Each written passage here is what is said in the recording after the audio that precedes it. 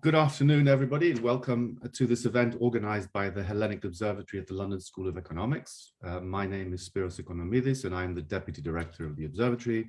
And it's my great pleasure to introduce you to this event, which revolves around the themes of public trust and citizen engagement in Greek politics.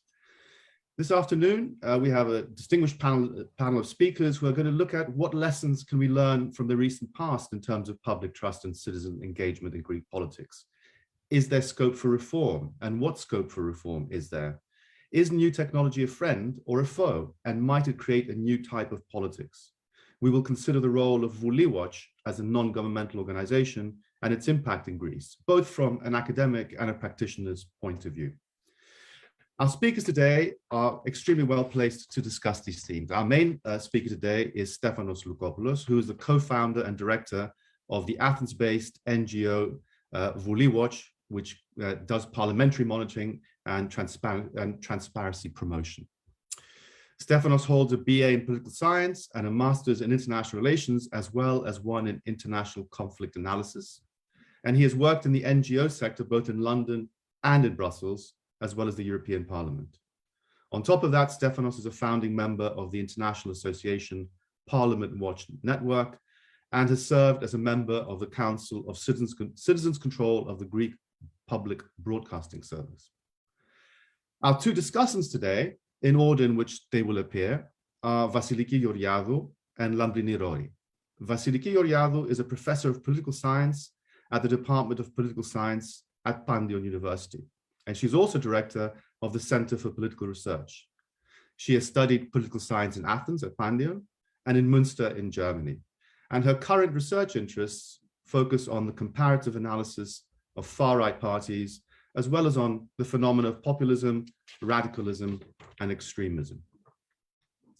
Lambrenirori is assistant professor at the National and Kapodistrian University of Athens, and she's previously held a number of positions in the UK and elsewhere in Europe. She's been a lecturer in politics at the University of Exeter, a Jean Monnet Fellow at the European University Institute in Florence, a Levendis Fellow in Modern Greek Studies at St. Antony's College, Oxford, where she was also a research associate of CSOX, the Southeast European Studies Unit. And she was a Marie Curie Fellow at Bournemouth University. Indeed, Lambrini has a connection with the Hellenic Observatory in that she held the grant in which she did a study, a very good study, on low-intensity violence in crisis-ridden Greece, evidence from the radical right and the radical left. Before I turn to Stefanos to make his introductory remarks, can I just remind you that there is a question and answer session after our speakers have finished their presentations. And please, to pose a question, use the Q&A function at the bottom of your screen if you're using Zoom. And if you're using Facebook, please add your questions in the comments section. For those of you who wish to tweet, the hashtag is LSE Greece.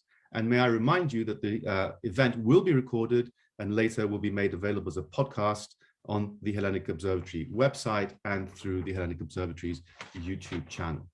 Without further ado, can I invite Stefanos Loukopoulos to make his introductory remarks? Stefanos. Thank you, Spyro, and thank you for having me here today with you. Today I'm going to briefly talk to you about our work at Rewatch and provide you with a picture, if you like, of the current situation of Greek democracy, at least the way through my lens, if you like.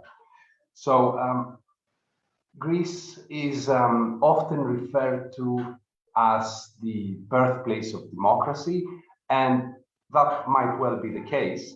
However, the country's rich historical heritage should not be perceived as a de facto guarantor of its democratic future. The admirable, albeit relatively recent democratic tradition of this country often acts as a beautifully crafted thick veil, which coincidentally, if not conveniently, adorns and covers a rather problematic political present. The rise of extreme nationalism and the normalization of alt-right rhetoric in the public sphere and discourse, the increase of social and economic inequalities, the ever-growing delegitimization in the eyes of citizens of political institutions and parliamentary democracy, the proliferation, not to say, if not the institutionalization of fake news and often state-sponsored disinformation, the continuing decline in voters' turnout during election are all sound indicators that Greek democracy is, if not failing, at least facing some serious challenges that need to be addressed with urgency. So every issue I mentioned in the long and bleak list that I just went through, I believe that is horizontally permeated by a constant variable, a common issue, if you like, which is none other than the fact that a large portion of citizens in Western democracies, and more so in Greece, feel let down by the political elites and the democratic process as a whole. Citizens, in other words, feel that they have no influence over their elected representatives, that their voices are not really being heard, that they have no possibility to monitor and check what is being discussed and decided behind closed doors. It seems that politics has reverted to an exclusive sport of the elites, where you need to be highly educated and preferably rich to not only actively participate, but even to actually understand legislation that at the end of the day concerns your everyday life. Let's face it, voting once every 4 years is not enough. Democracy is not just there to give a carte blanche to a government to act as it pleases for 4 years. Citizen participation, oversight, and access to information are all essential elements for a truly democratic system of governance. Without this, I'm afraid that the issues in my list will continue to gradually intensify, rendering democracy in the eyes of many obsolete.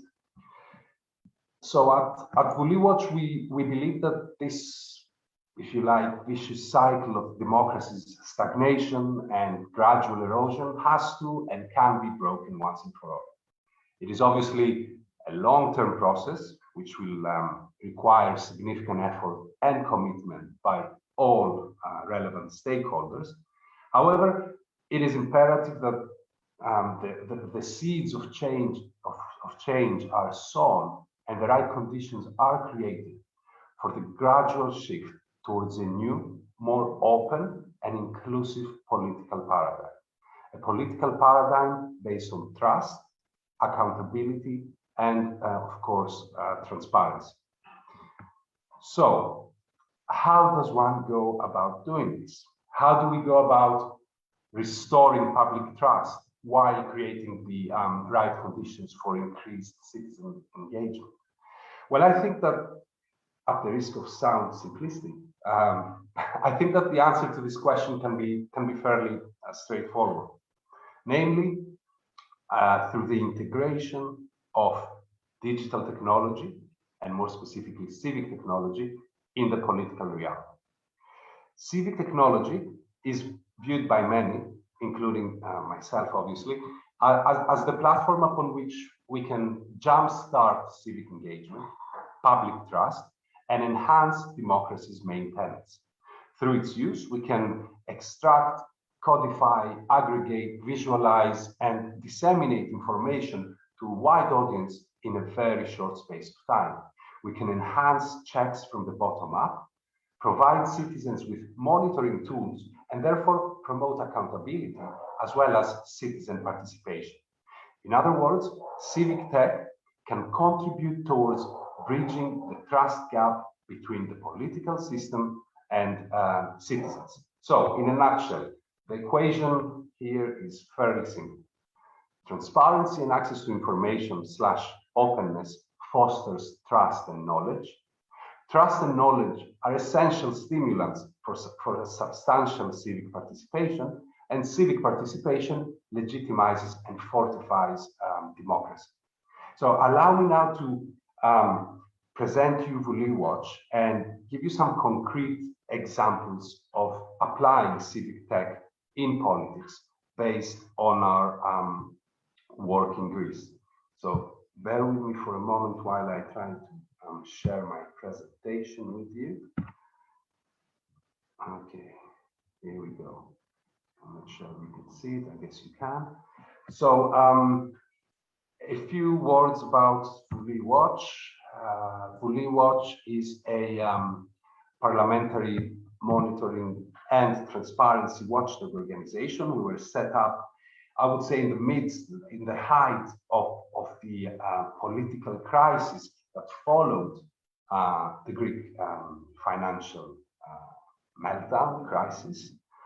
And the main goal of our organization is to obviously promote transparency and accountability in the Greek political system. As I mentioned earlier on, try to push for the emergence of a new political culture based on openness, transparency, and active citizenship, which are fundamental components of a well-functioning democratic system of governance. Bridge the trust gap between politicians and citizens, and at the same time fortify, if you like, and strengthen democracy in Greece, and obviously its institutions, and specifically parliament. Now, how do we go about doing all these great things? Well, we tend to juggle between two spheres, two fields, if you like. On the one hand, we develop civic technology tools which allow citizens to monitor, to participate, and to be informed on political issues and legislative issues. And at the same time, we engage in advocacy and campaign work so as to push our agenda. For the purpose of today's event, I'm not going to focus so much on the advocacy and the campaigning aspect of our work, but mostly on civic tech. So here in front of you, you've got our main weapon, Vouliwatch, a platform which is built so as to foster transparency, accountability, and citizen engagement. I realize that the platform is in Greek. For those of you that don't speak, can't understand it, I'll try and describe what you guys are seeing. So this is the main page of our platform, and you can see in front of you a series of bubbles. Each bubble refers to a specific tool, civic tool that we offer citizens. I'll go through them really quickly. So first off, what we do is we try to help citizens that might not be so engaged with politics to understand how parliament works, and also to get to know their members of parliament. For this purpose, we've created specific filters, as you can see from this slide and the other slide, through which citizens can filter through profiles of elected members of parliament. In these profiles, here's an example of the Prime Minister's profile. We offer a series of information which we believe is essential for citizens to actually understand what their elected representatives do in parliament, who they are, what their background is, and so on. In this specific slide, we present through a simple graph, really, the political career, if you like, of each political person, of each member of parliament and politician. You can see when he was elected in parliament. You can see what position he's held in parliament, but both at the government level. People can have access to the politicians' CVs, and obviously, and this is something I'm particularly proud of, they can have access to their asset declarations, data that we've gathered from the official documents and have present to citizens in the format that you can see in front of you.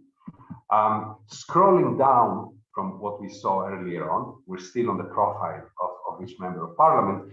You have something like a social media feed where you can see you can filter through and browse all the activities related to the specific parliamentarian that you're interested in. You can see how he voted in parliament during roll call votes. You can see his here it is, his parliamentary record in terms of the questions that he poses in parliament and so forth. And also we've got a historical, if you like, archive. Well, it's not really historical, an archive of the politicians' activities as well. So one can browse by year as well. And here, for instance, you can see the topics, the main topics, the prevailing topics of the specific parliamentarians' questions in parliament. And the most important aspect, I think, of our work, and part of the reason why we sort of became fairly recognizable in Greece, is the fact that we offer through these profiles the possibility for citizens to send questions to the members of parliament. Through this form that you can see in front of you, citizens can filter through various options and select the MP that might be best suited to respond to their questions. We've got filters that relate to the constituency, to the political party and political group that he belongs to, and also the parliamentary committees that they're active in. So this question is being, once this question is drafted by citizens, it comes to Vouliwatch. We've got a team that goes over through these questions. We've got a code of conduct going on so as to secure sort of civilized, if you like, dialogue between the two parties. And this is a bit of a safety mechanism for politicians as well, and something that, you know, makes them participate in the whole process.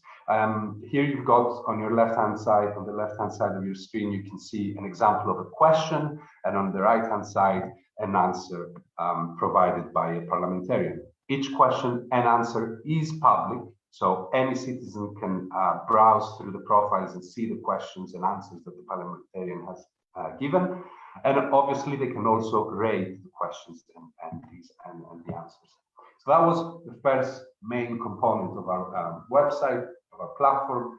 The other one is basically, we call it VoteWatch. You know, it does what the name suggests. We basically record all votes, both roll call and non-roll call votes that take place in Parliament. We again have a series of filters which allow citizens to browse bills according to the topic, according to the policy area, year, or type of bill. And obviously, we provide thorough yet in non-legalese terms analysis of these bills. We go through each and every article. We provide information as to why each political party voted the way it did. And obviously, we provide the actual results of each voting process. All the data and information that are available on the website are open to be used and reused by whoever is interested, by the way. The other tool we offer citizens, this is a bit geeky, if I may. It's basically a monitoring tool that monitors all. Through this tool, citizens can see the number of the data is mostly quantitative. So they can compare the different parliaments, see what each political party does in parliament in terms of means of parliamentary control. And obviously the main topics, the hottest topics that were discussed during each parliamentary season or during each month or whatever one decides to look at. And also we provide a list of the most active MPs during a given period of time. Then we've got another tool that we offer citizens is the so-called policy monitor. This tool, we basically developed it for during election periods. And it's a sort of like help me vote type of guide. But then we decided to keep it online because I think it's quite useful for citizens to be able to check what political parties promised prior to the elections and what they're actually doing post-elections. So through this tool, citizens can select the political parties they're interested in. They can select the policy areas that they wish to check. And once they do so, you have this like image in front of you whereby there's like various boxes containing the positions of each political parties on these given issues, so that someone can actually compare them. Finally, this is the latest addition to our arsenal of civic tech tools. We've got the asset declarations tool, whereby people can actually, through graphics and visualizations and graphs, they can have an overview of the asset declarations of politicians. We provide various graphs. As you can see, one of them on your right-hand side is like about the average income of each politician, of each MP by a political party.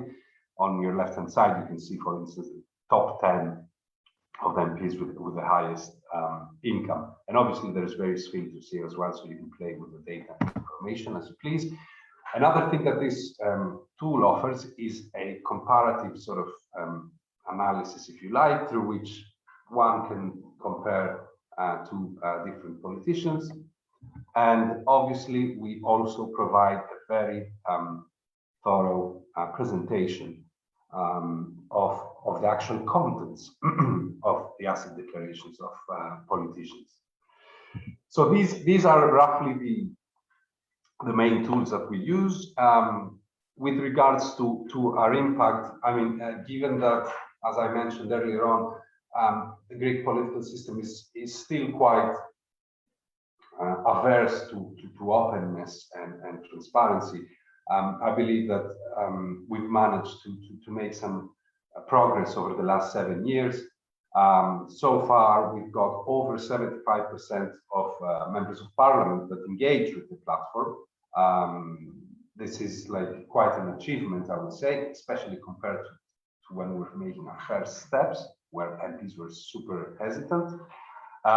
When I say engaging with the platform, I mean that they actually reply to citizens' questions or upload their own content, because I forgot to mention earlier on that through their profiles, they can also upload their own content, such as speeches or press releases and the like. We count over 500,000 unique visitors per year, which is relatively okay, given Greece's relatively low internet penetration and aging population. On a more concrete level, we've had numerous cases where citizens' questions sent through Vouliwatch to MPs were actually discussed in Parliament by members of Parliament, which is, I believe, a concrete example of mediated direct democracy, if you like. And we've had a few cases, especially recently, where citizens might have raised like specific problems of their constituency, and such as, I don't know, the lack of like medical equipment in a health center, or a problem with a local school, etc. And these issues were actually brought to the attention of parliamentarians through Vouliwatch, and in turn they actually took action, and some of them were solved.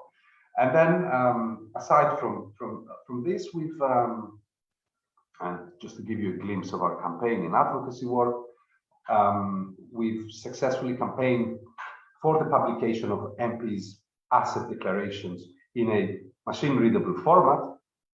In fact, and that's why I said earlier on that I'm proud of the asset declarations tool, because prior to a few years ago, up until 2016, asset declarations of members of parliament were uploaded on the parliament's website for just 30 days in handwritten, scanned PDF format, which made it impossible for any sane person to actually sit down and understand what's written, what is the content of these documents. And obviously it made it really hard for people to reuse these documents.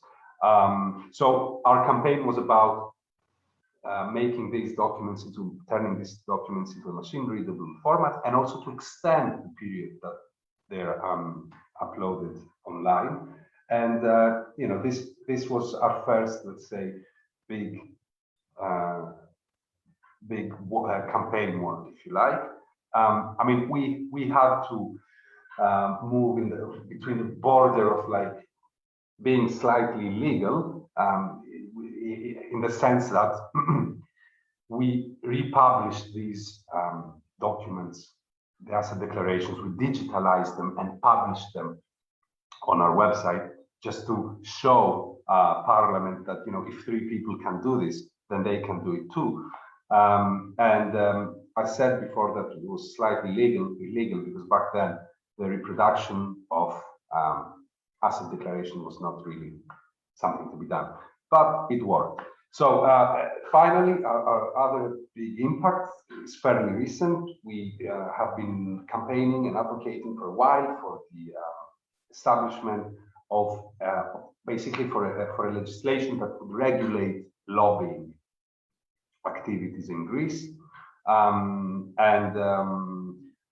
Very recently, the bill was passed in Parliament, and the bill in question contains a few of our original proposals, which we had communicated both to the ministries, the National Transparency Authority, but also through our presence and our speech in Parliament when they had invited us to give them our opinion.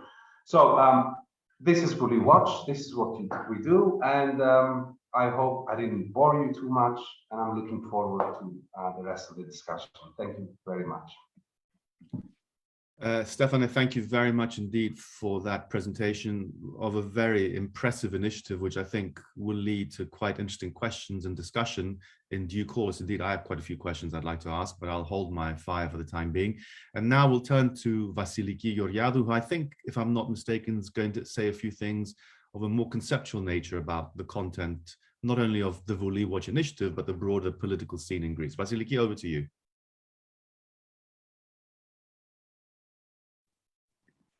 Thank you, Spyros. Actually, I will start. Thank you also the Hellenic Observatory, of course, for inviting me and giving me this opportunity to contribute to this discussion. I will start with some conceptual remarks concerning trust, political and public trust. Then I continue with a few references to empirical evidence vis-a-vis trust and political trust, and end with some comments on trust in NGOs and public engagement. As we all know, trust is a polymorphic and a multi-level entity There are distinct forms of trust. We mainly focus on social and political trust, and different levels of trust. Trust actually ranges along a continuum from high to low degree. Social trust is essential to civil society because the existence of social trust reduces uncertainty and creates social capital. Political trust is closely linked to legitimacy, as Stefanos also mentioned, legitimacy of the political system. Social and political trust are interrelated to each other. Trust in public institutions, for instance, is a basis for trusting others, and trust in others reinforces political trust. One of the main concerns is the erosion of trust that threatens to affect social cohesion and political legitimacy. Social trust is more resistant than political trust, whereas political trust can change rapidly, reflecting short-term evaluations and citizens' expectations vis-à-vis political promises and outcomes. An interesting finding is that after the outbreak of the financial crisis in 2008, the share of people reporting to trust others did not change significantly, whereas trust in governments, trust in political parties went down dramatically. However, trust almost permanently coexists with distrust. Citizens do not either trust or distrust in the institutions, office holders, political elites, etc. There are different expressions of trust, actually. People tend to express generalized confidence to democratic principles, although they also express distrust in governments, in the mass media, in other political institutions. I have the chance to be part of a European Horizon 2020 research project led by Professor Lahusen of the University of Gießen, Germany, which is named Entrust, that means enlightened trust, and explores the role of trust and distrust in government. And according to our understanding of trust and distrust in this research project, critical citizens tend to be distrustful, which means that trusting is a dynamic process conditioned upon particular properties that goes in mixed directions. Although trust in national governments is deteriorating, people show trust in NGOs, or the educational system is also very high trusted by the citizens. Citizens might distrust public services, but they do trust the national health system, even before the pandemic, and much more, of course, during the pandemic crisis. I would like to say that trust is not unconditional. Citizens do not either trust or distrust without a relational background. There are concerns, emotions, perceptions that give rise to trust and distrust. Democracies need forms of trust based on valid information, civil engagement, participation. Levels of trust are changing over time.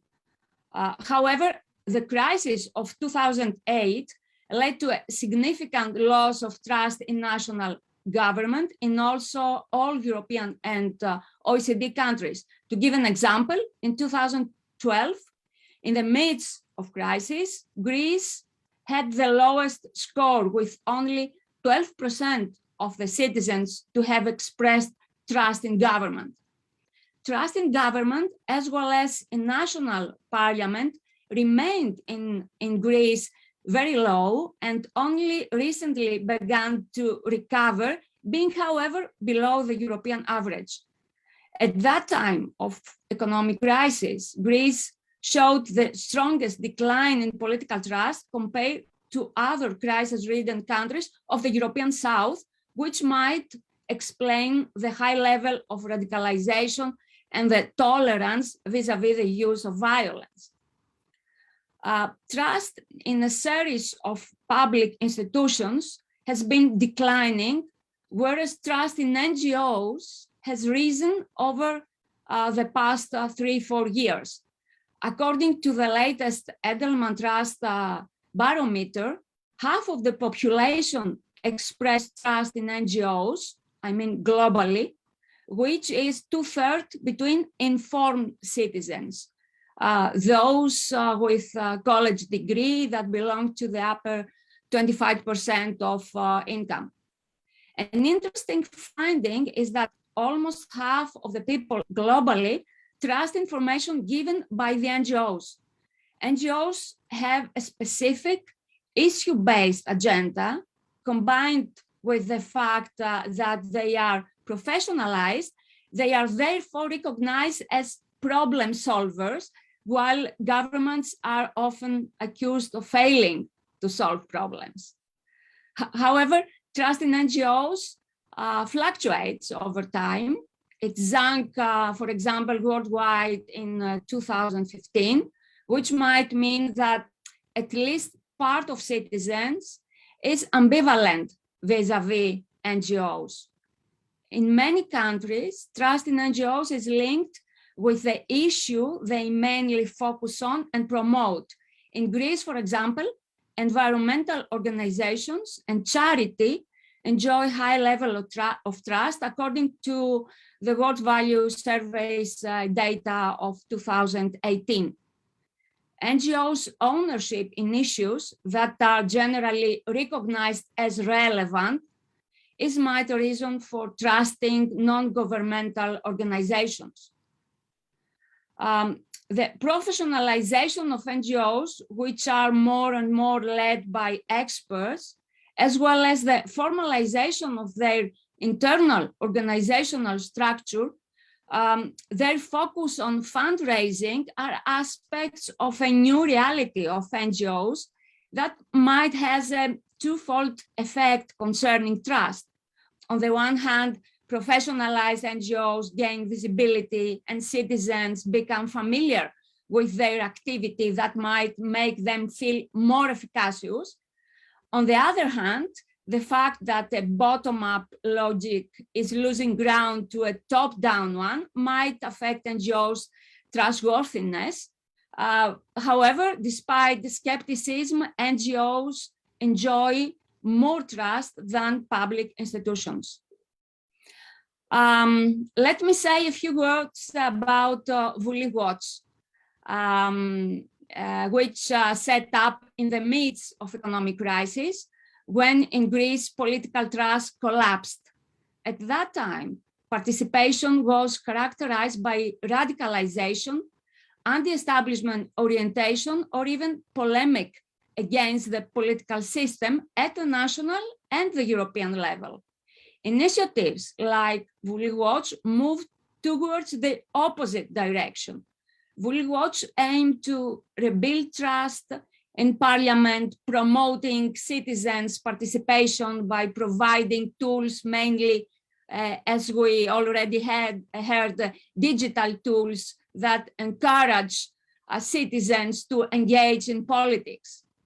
Although the response rate is rather limited, but increasing, I think, over the years increasing, the idea of giving citizens the chance to ask questions and receive public replies from parliamentarians is really constructive and contributes to the establishment of a more open, a more transparent and accountable political system, which is the point in this initiative of Vouliwatch.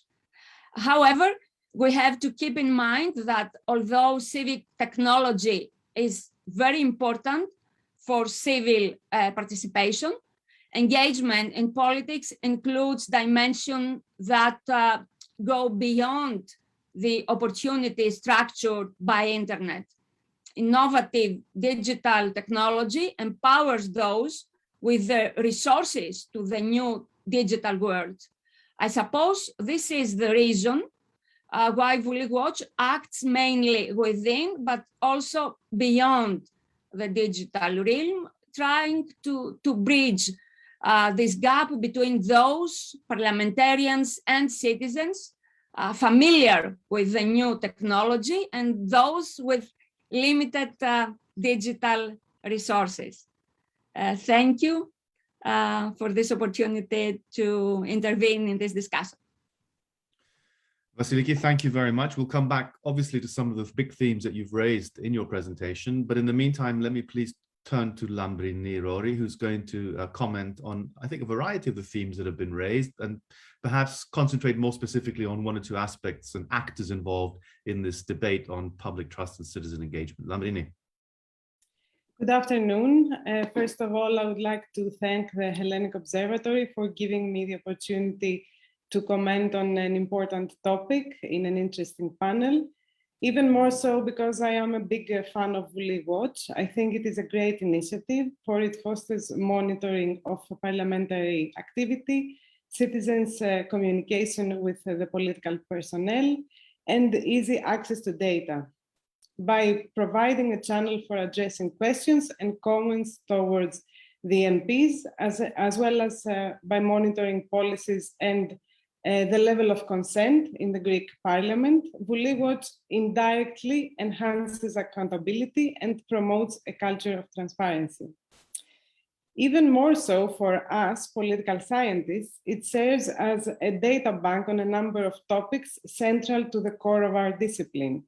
Vouliwatch is a generous and a consistent provider. In this sense, the organization serves the purposes both of investigative journalism and political research. So following up from Vasiliki's very pertinent comments, I would like to develop 3 points for trust and one for the role of Vouliwatch. First of all, the general argument on low political and social trust in Greece needs, I think, to be rethought and re-examined. For years, Greece was discussed as part of Southern European countries with a strong state and a very weak civil society, colonized by clientelistic political parties, which is to a very great extent, it's true. As colleagues have shown, though, during the last decade, and to a large extent because of the financial crisis, many of those constants have changed or are changing. The state lost considerable wealth due to the fiscal consolidation and its capacity for redistribution due to other severe bailout constraints. The recent pandemic, though, has brought back dynamically state interventionism, and the important EU funds were fueled in the Greek economy. Civil society also has developed during the crisis, a fact which in itself manifests an investment in terms of social capital, whereas indignation and anti-systemic behavior are in recession since 2019.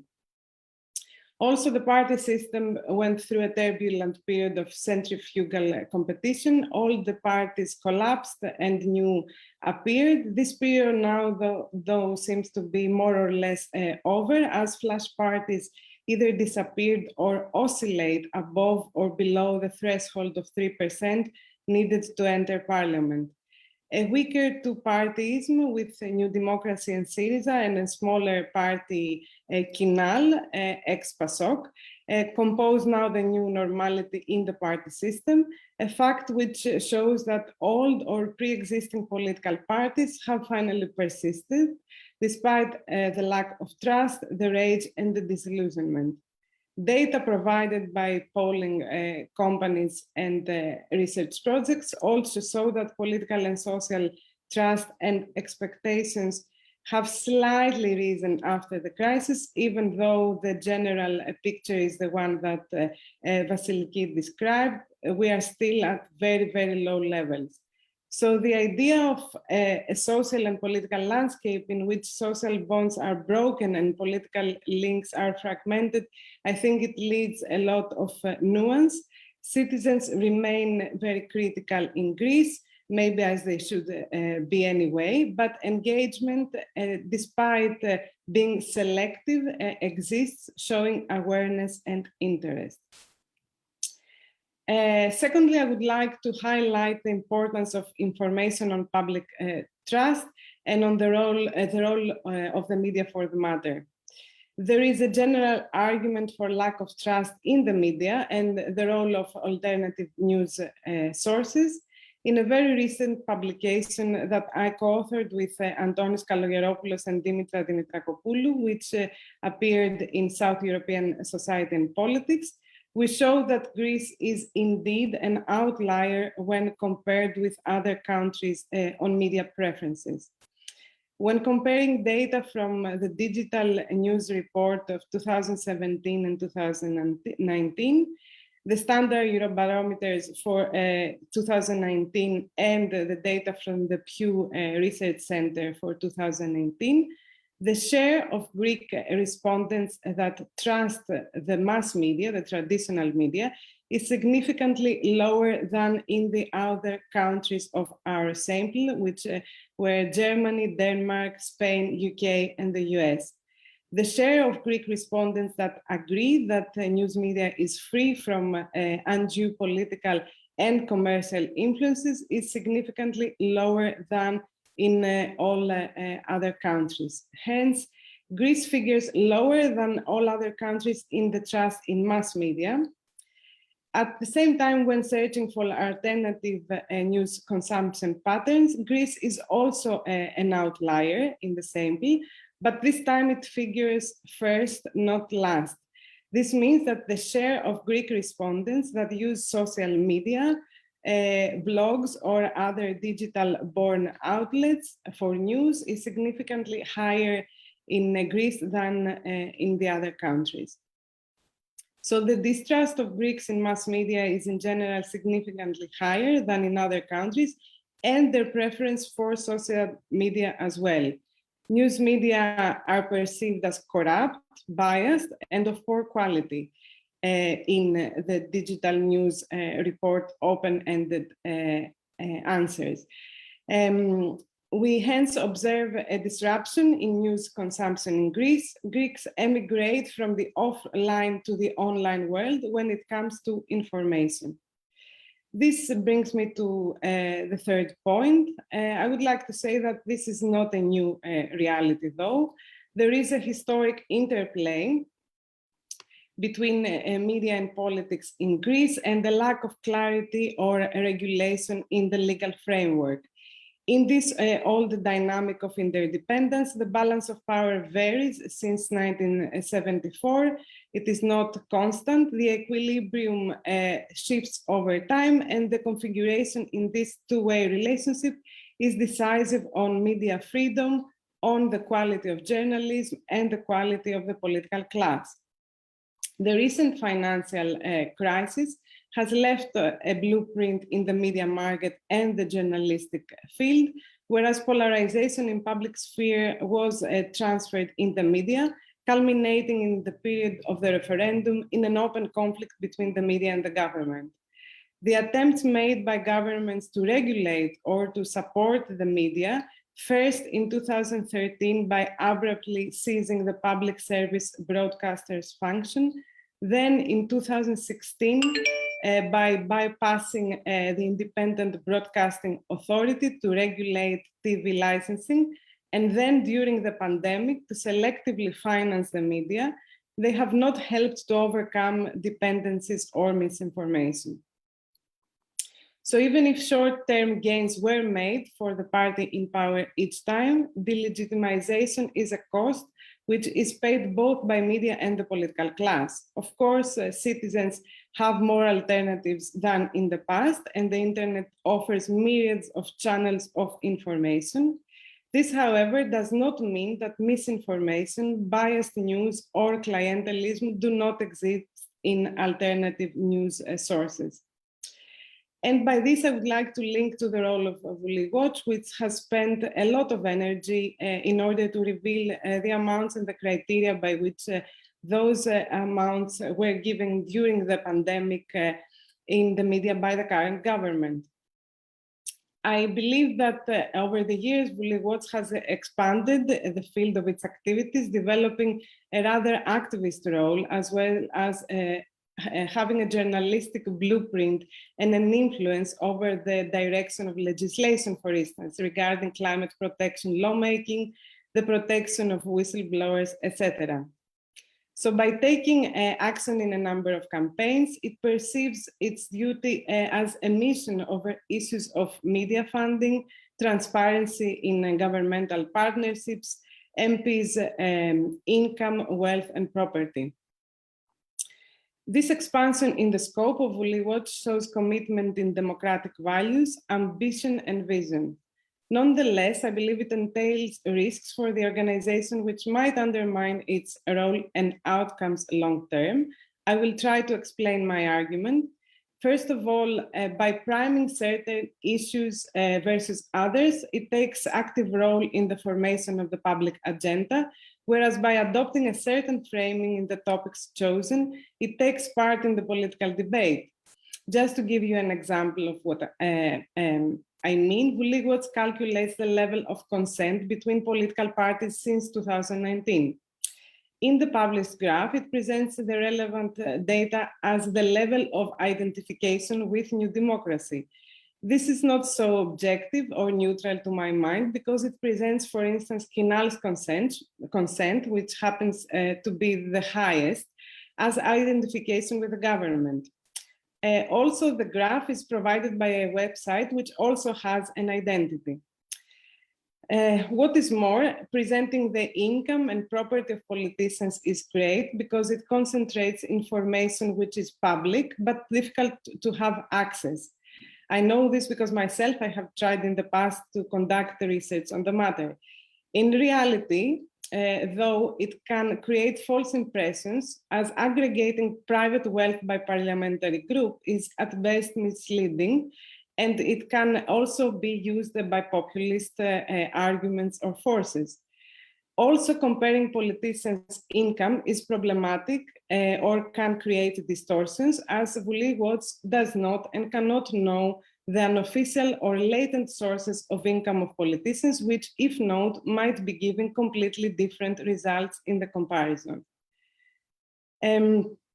Also, the campaign of the organization regarding transparency in media is very, very salient. I think it's very important to discuss this topic publicly.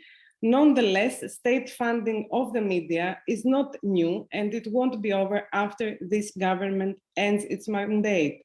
So for Vouliwatch to remain objective, it has to show the same fervor in seeking transparency in the future, otherwise it risks showing partiality.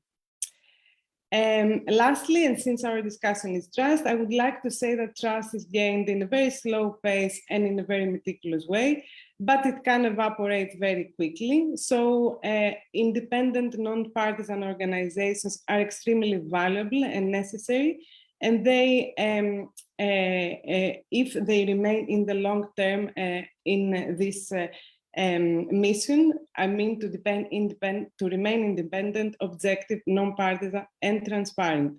If they become a part of the polarization and the conflict, a latent or a quasi-opposition force, or if they try to substitute justice, they risk losing their credibility or to add up to the problem of lack of trust and disillusionment. Thank you very much. Thank you very much, Lambrini, and thank you to all three speakers for putting this subject into context, both in terms of institutions, in terms of politics, and in terms of a variety of different actors. Let me just briefly ask the members of our audience if they do have questions to pose them through the Q&A function at the bottom of the Zoom screen. And for those of you participating via Facebook, please add your questions as a comment. And while I wait for the audience to ask their questions, let me pose a couple of questions of my own to get the ball rolling. And please feel free, all of you, to weigh in and give us your opinions on these questions. Stefano, let me just ask with a general question. We'll talk about Vouliwatch in detail in a second, and perhaps we'll also concentrate on media and certain historical events. But you painted a rather gloomy picture at the beginning of your presentation, in which you stressed the challenges to Greek democracy, and you gave us a quite extensive list of those challenges. Extreme nationalism, poor electoral turnouts. Vasiliki and Lambrenirori talked about trust and falling trust. Can I ask you and the other two members of the panel, what do you see as the biggest challenge in terms of Greek democracy in 2021? What is it that you think has to be identified and dealt with most quickly in terms of what you do, advocacy, or what we should be thinking about as academics, or what politicians and policymakers should be really concerned about as being, at stake in terms of Greek democracy? Stefano. Thank you, Spyros. Well, this is a very good question, and I'm not sure I could actually point my finger on one specific thing. The matter of the fact is that the years that have the years of the austerity and financial crisis, I believe that have scarred to a great extent the relationship, if you like, and trust between politicians and citizens. And this mistrust is perpetually growing, I believe. And I think that if I had to point to somewhere, would be that this mistrust is fueled by corruption and lack of transparency. Corruption and lack of transparency doesn't only feed mistrust, but it also feeds polarization. The atmosphere in Greece over the last few years has been very, very tense. There's heated debates, almost violent debates occurring at every level of the public discourse, whether it's on TV, in the streets, online, and the like. And this polarization has tended to blind, to an extent, people and to render them from political beings into political hooligans, whereby they will attach to a party regardless of what this party might represent or its actions. So to sum up, I think that biggest issue at the moment in Greece, which is feeding this feeling of mistrust towards political institutions and democracy, is lack of transparency, corruption, and obviously the after effects of a very, very harsh and long austerity program, which has arguably angered a lot of people. So it's going to take a lot of time to mend this relationship, one can only hope that finally the political leadership of Greece, political parties of Greece as a whole, will put aside the fundamental differences to focus on issues that go beyond ideologies, and these issues are transparency and fight corruption. Thank you very much. I want to come back to some of the things you said, but let me involve very quickly Vasiliki and Lambrenirori and ask them the very same question. You both talked about trust. Vasiliki, you talked about trust and political and social cohesion. There is distrust, but there may be some trust in certain public institutions over others. Let me ask you the question as well. What do you think is the most obvious and serious challenge to trust in politics? What is the underlying feature which you think causes the kind of ruptures that Stefanos was talking about? This is not an easy question, actually, Spyros. To establish trust, it is not easy. you cannot establish trust in an environment, in a political climate of polarization. Stefanos mentioned the need to put aside polarization and to bring more consensus, more cooperation within the Greek political sphere. And I think this is the most important. This is, according to my view, the challenge number one for the Greek politics, to trust a more consensual model of governance.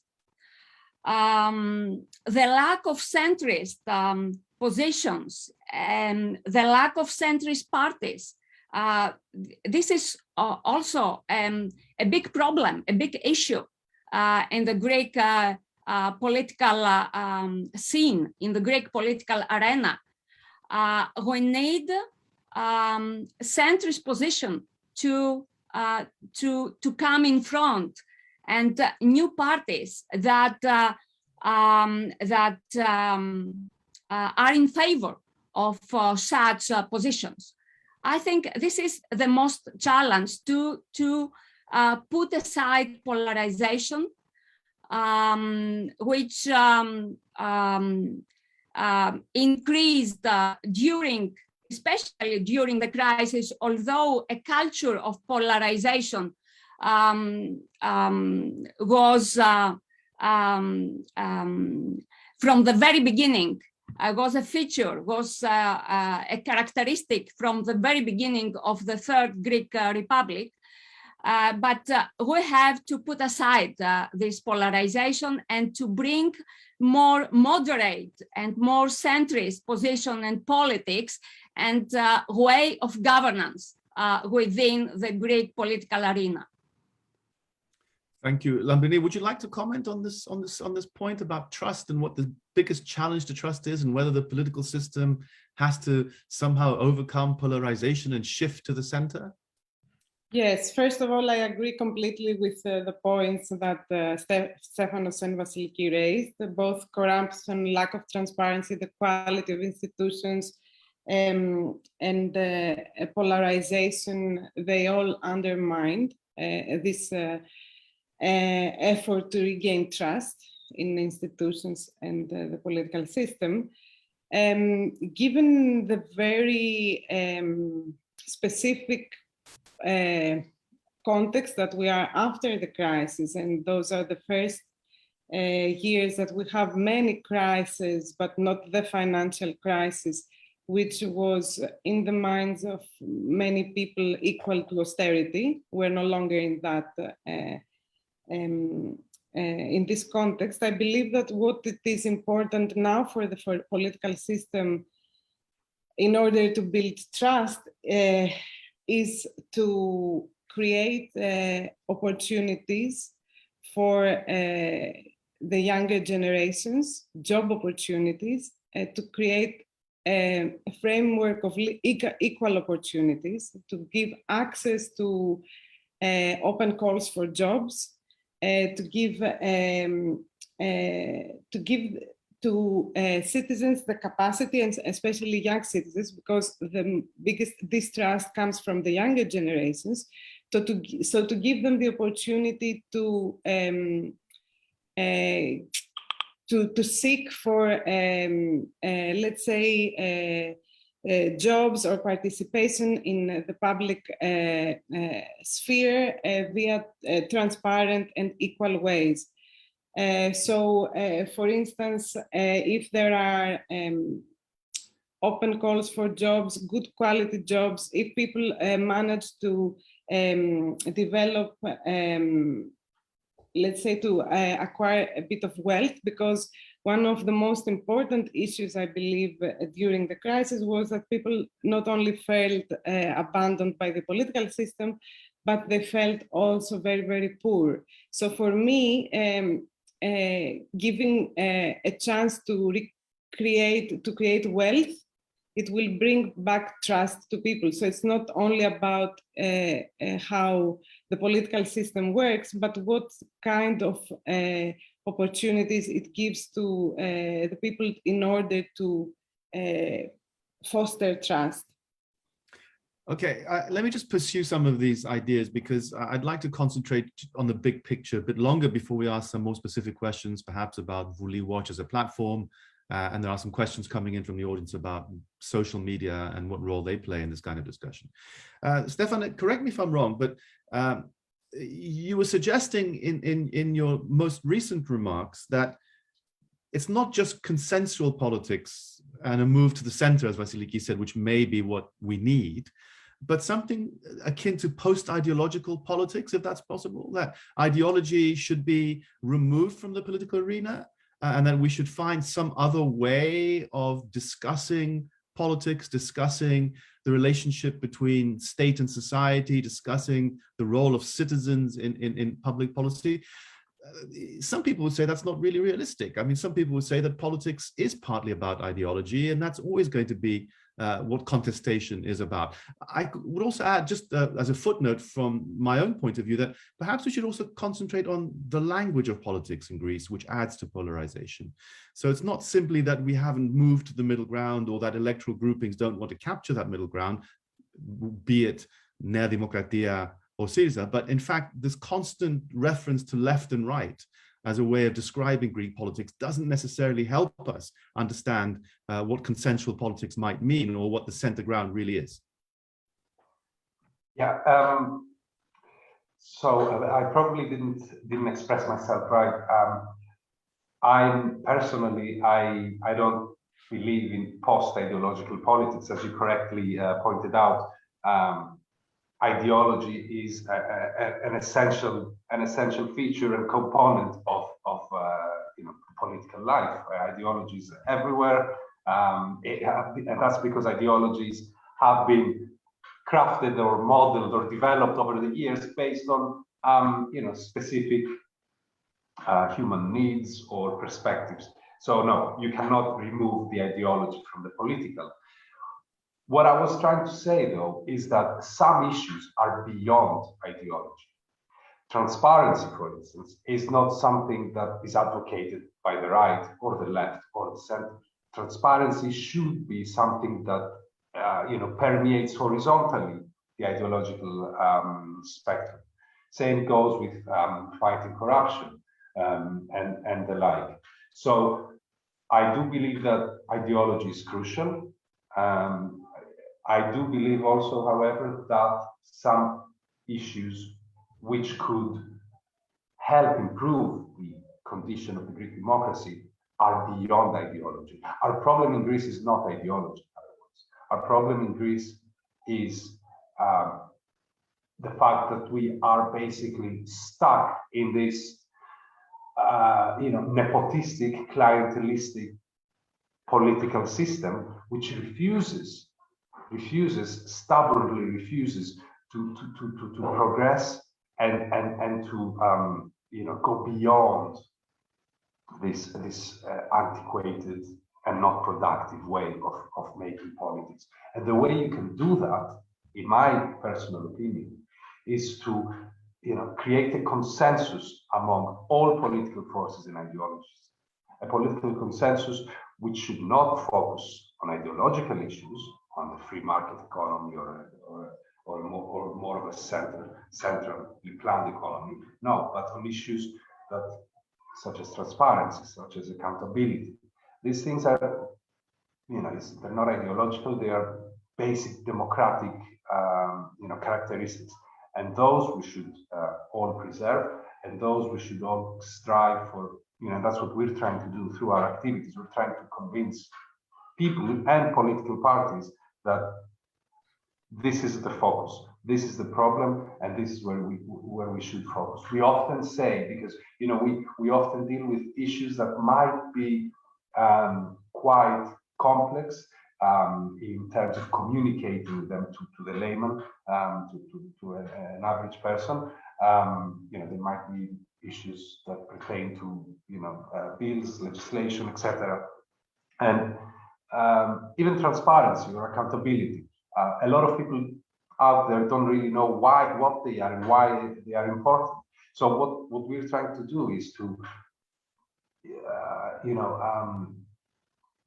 try to make people understand by using simple examples such as, part of the reason why today, Greece's economy is doing as it is, part of the reason why your salary is where it is, part of the reason why your pension has been cut, etc., has also got to do with the fact that for decades, the country has been ruled by political parties that did not do things with transparency and enough accountability. So that is my opinion, and I think that there is no political color when it comes to these notions of transparency. Okay, thank you, Lambrini. Would you like to come in at this point and perhaps say a few words about this particular issue?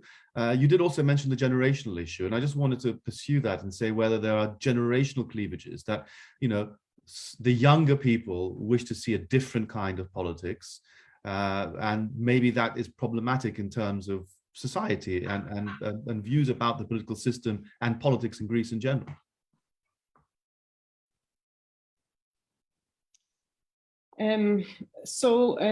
First of all, regarding ideological, let's say the ideological character of issues like Stefanos mentioned, transparency, etc.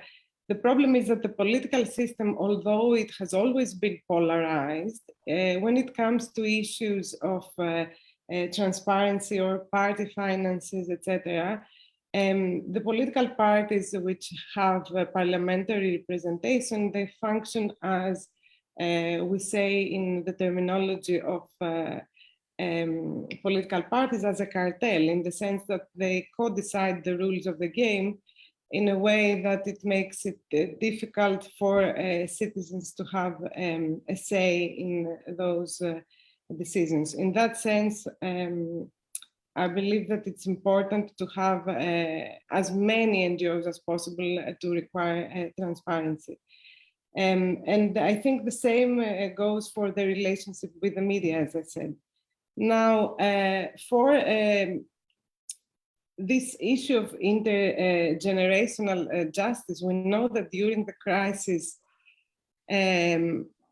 something like 1 million of Greeks have went out of the country. They went abroad because they couldn't find jobs. They searched for opportunities, and there were no opportunities in the country. This was not only about finding a job. It was not only unemployment. It was about how the system worked. We know now from all those diaspora surveys that we have that there is also, there was a dissatisfaction with the political system and the way that the institutions function. So I believe it's important to put some, let's say, to give some oxygen in the system in the sense of the renovation of the political system. People have to be able to get into politics not only because if you're not a member of a political party since the very, very early years of your life, or if you're not, don't come from a particular political family, the other way that you have to enter politics is indignation and anti-systemic behavior. Those were the figures that were favored during the crisis. So the new people that we saw in politics, even if this is a bit general as a comment to make now, there were people who could profit from the anti-systemic behavior. So if we don't want to see those easy channels which are anti-democratic, which foster anti-democratic behaviors, I think that the political system has to find ways to foster participation and active participation of people who have felt out of the system and who cannot really influence politics via their vote. So in that sense, yes, I believe there's an intergenerational injustice that has to be dealt by the current political system. Thanks, Lambrini. Vasiliki, let me turn to you. I'm sure you'd like to comment on this question of consensual politics, the center ground, post-ideological politics. But could I just add something to that as a footnote to the question? And that is that we know that patronage politics and nepotistic politics work in two directions. It's, it's something that there must be a willing audience for. And I think one of the key things that we haven't really touched upon yet is the general view that, historically speaking, the Greek electorate or the Greek society has had of the Greek state, that the Greek state gives, we receive, and we're not part of that state. Is the idea of creating some kind of new middle ground in politics predicated on the idea of changing how we think about the state and our relationship with the state in Greece, that it's not us and them, that the state is us and we are the state, and that moving forward together, we can actually address some of the issues that Vouliwatch is interested in terms of citizen engagement, trust, transparency, and so on and so forth. Vasiliki. Spyros, this is actually a cultural issue that we cannot affect, or it cannot be affected very easily. What we expect from the state, how the Greek citizens imagine state, this has a cultural character, if I can use this expression. However, there is not all about ideology. As Stefanos said, there are principles of democracy, for instance, transparency, accountability. And the principles of democracy, I would say, are ideological neutral, actually. All parties, from the right to the left, they are in favor of transparency. Of course, they have to improve that, and they have to implement transparency in their own policy, in their party, when they came to the government, etc. I believe that ideologies are different, but there are convergences between ideologies, because ideologies are not so much polarized as it was in the past. Except that there are issues, for instance, environment or citizens' rights, that are not so much ideological, that don't have an ideological character so much. They are not completely ideological issues. In Germany, for instance, the liberals and the Greens and the Social Democrats are in favor to make a government. That means issues, important issues can be combined, and different parties can converge, and at the end make policies about different issues. So I would say, yes, there are ideologies, but at the moment, there are very important, very relevant issues we have to deal with, and moderate policies and convergences are possible in Greece as well, although this culture of convergences and consensus do not exist, actually. Okay, thank you. Let me take this discussion in a slightly different direction and incorporate a question that's coming from one of the participants in this seminar. Stefano, in your introductory remarks, you obviously talked a lot about digital technology and you talked a lot about civ-tech, the idea of civic technology. We do live in a digital age, and this does affect how we behave as political beings. And Lambrini, you also mentioned in quite detail the problems that exist with media and how it affects either the political life of Greece or citizen participation in the political life of Greece as a sort of lens which distorts what is going on and how we perceive it. Let me throw into this mix the question of social media. We have a question from Ioanna Nula, who's the research director of the Internet Commission, who asks that social media are largely perceived by audiences as empowering, while we have abundant evidence that they erode trust in public institutions and subvert democratic processes. We've seen how this has been used effectively across the Atlantic, especially under the Trump presidency. So the question she asks is, how does Vouliwatch address this dynamic and how does it affect your work? But I think the question is broadly to do with social media and how this impacts questions of trust, transparency, and citizen participation in the political system. Can we trust it? Can we trust social media? Stefano. Yeah, great question. I, however, have disagree with the way it's been brought forward, because it seems to me like we're treating social media as an entity, as something. Social media is what we make of it, I would say. I mean, social media is neither bad or good. It's not a black and white issue, in the sense that yes, they can be. It can be social media can be a vehicle for the proliferation of fake news or radical extremist, groupings that manage through social media to gain, a vast following. But on the other hand, social media can have the exact opposite function. We've seen many cases where social media have been used for a good cause, if you like. Vouliwatch makes extensive use of social media because that's the best way that we can communicate with a large number of people.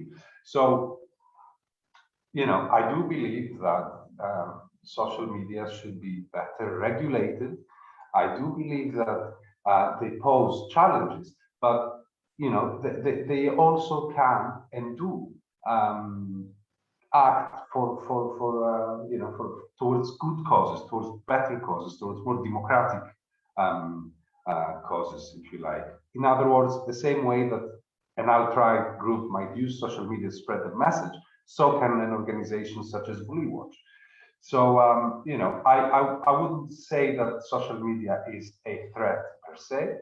Rather, it's something that we should regulate better, so as for it to not pose such a big threat. So that's my take on it briefly. Okay, Lambrini, could I turn to you? You actually made quite a few comments about the media and the role of the media in Greek politics. What about social media? How do they enter into the debate? Is it an empowering force? Is it a disruptive force?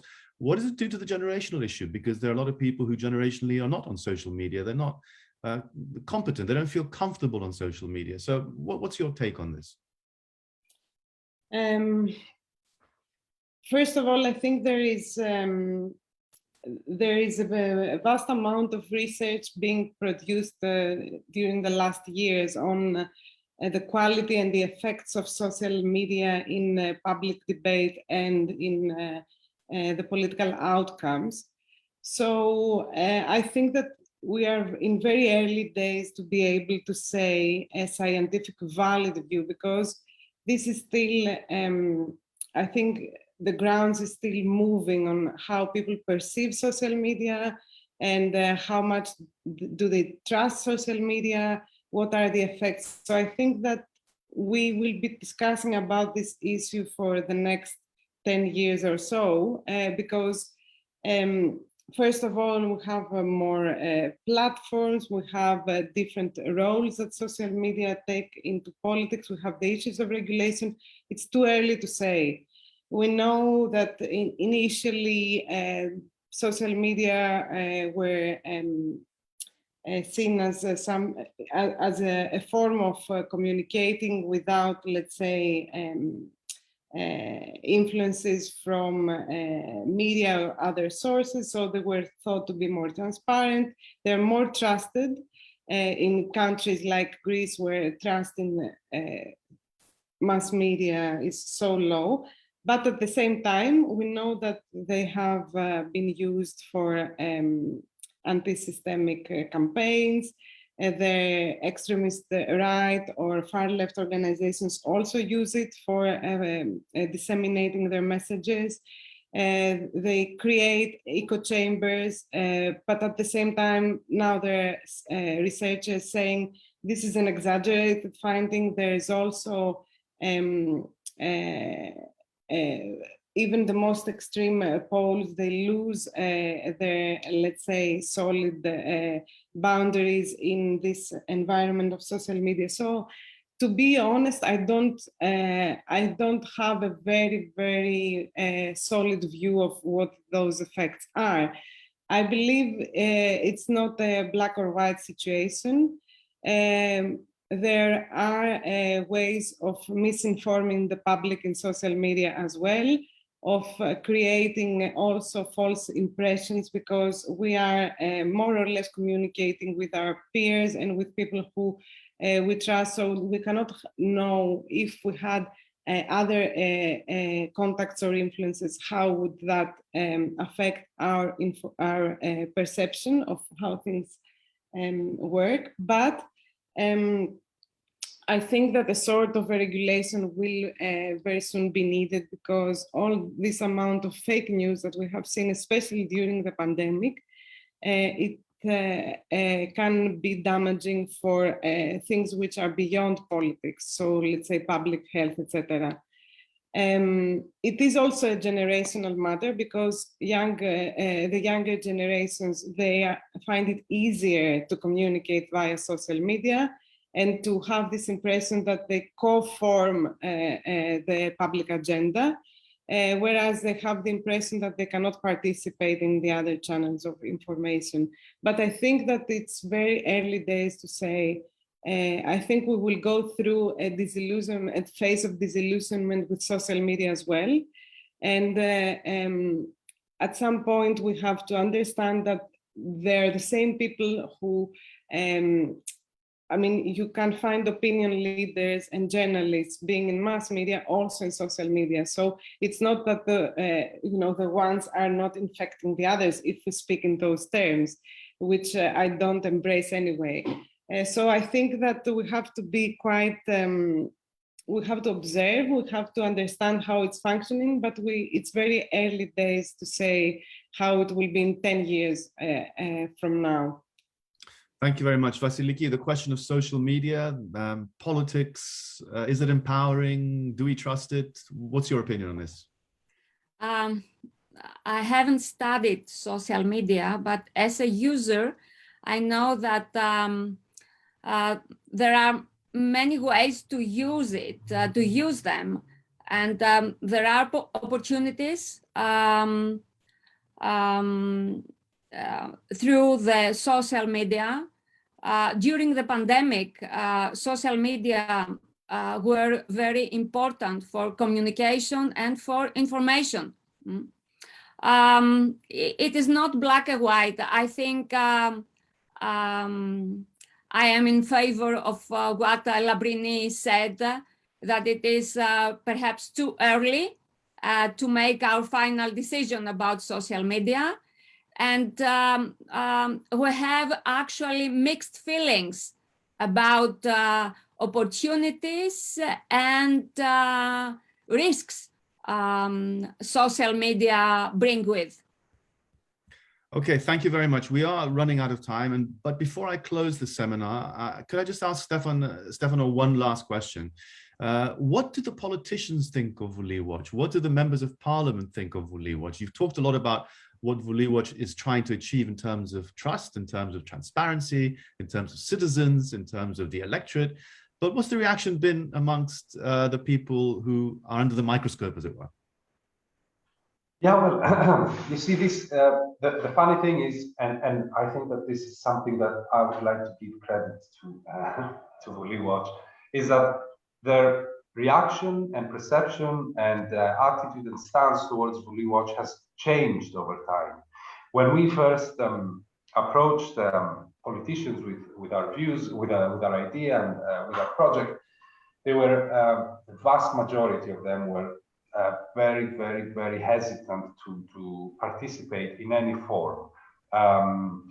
Most of them did not conceive of, the benefits of, more transparency and openness and a mediated, basically, channel of communication with citizens, and especially young citizens who mostly use Vouliwatch. But this, over the years, has changed. I mean, MPs that 4 years, 5 years ago wouldn't want to do anything, wouldn't want to have anything to do with Vouliwatch, now have sort of integrated, answering to citizens' questions via our platform on their almost daily sort of routine. So, it's improving. Their attitude and their approach towards Vouliwatch is improving, and this is a sign that maybe we've helped them understand over the years that openness and being scrutinized by the public is not that bad after all. So I'm positive that this attitude will carry on, and it's a first step towards pushing for more transparency in other sectors of public life and political life too in the future. Okay, thank you very much. We have reached the end of our time. I'd like to thank, obviously, our audience for participating and listening and watching. Of course, I'd like to thank our panelists, Vasiliki, Georgiadou, Lambrenirori, and Stefanos, Loukopoulos, for contributing to this very rich discussion. Could I just remind our audience that we have a very apposite next event at the Hellenic Observatory on Tuesday, the 9th of November, which is co-organized with the Anglo-Hellenic League here in London. And the title is Battling Against Fake News in Britain and Greece. Can the mainstream media win? Something which, in a sense, we've touched on in the last hour and a half. The speakers are Tony Barber of the FT, Nikos Konstantaras of Kathimerini, Eleni Varvitsiotti, also of the FT, and David Patrikarakos, who's an author and analyst. The event will be moderated by John Kittmer and chaired by Kevin Featherstone of the Hellenic Observatory. Thank you all very much for your thoughts and sharing your views with us. And I hope that the audience will join us in the near future at one of our next Hellenic Observatory events. Thank you very much. Bye-bye.